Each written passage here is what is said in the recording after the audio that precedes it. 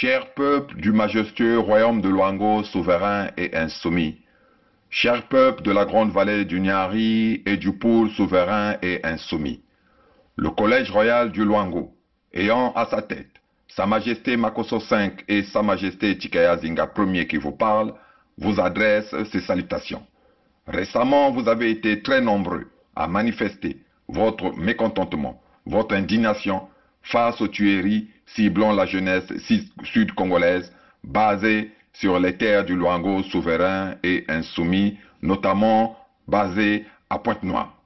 En effet, sous le prétexte mensonger, sous le couvert de la fausse étiquette de bébé noir collée de force à nos enfants, les tontons macoutes des bords de la Lima, ayant pour chef Sassou Deni, commettent actuellement des exactions à l'endroit de la jeunesse sud-congolaise. Ces exactions n'ont pour seul but que de tenter de choquer et d'intimider nos jeunes afin qu'ils ne puissent pas se révolter face au terrorisme dont, il faut le dire, Paris est l'auteur, le commettant, et le boucher d'Oyo, le sous-préfet français des bords de la Lima, le bras droit, le préposé.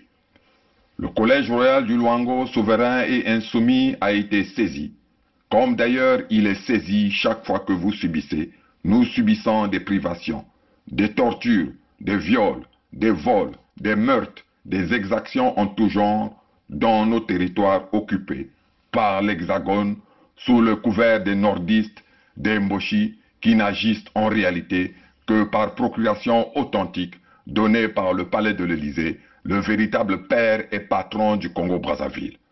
Que pouvons-nous faire pour mettre définitivement un terme à nos difficultés, à nos souffrances?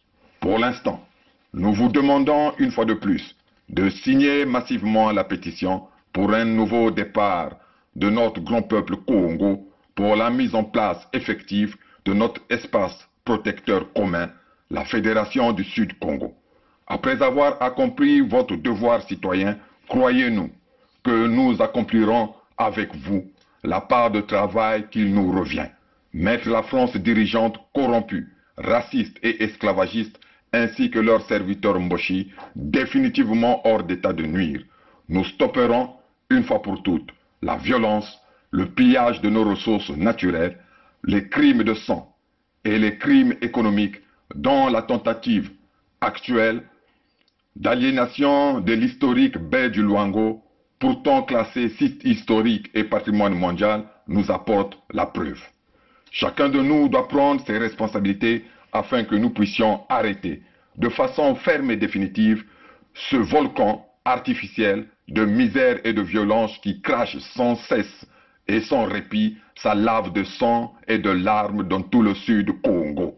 En signant massivement la pétition, vous reprenez, nous reprenons dans les faits le pouvoir sur les terres léguées par nos ancêtres, ce pouvoir qui en droit, juridiquement, a été effectivement repris le 7 juin 2020 et le 21 mars 2021 au travers des actes d'annulation des traités inhumains qui autrefois furent imposés à ceux qui aujourd'hui nous assistent, tels des satellites mis sur orbite, nos ancêtres, Bukulu Bitu.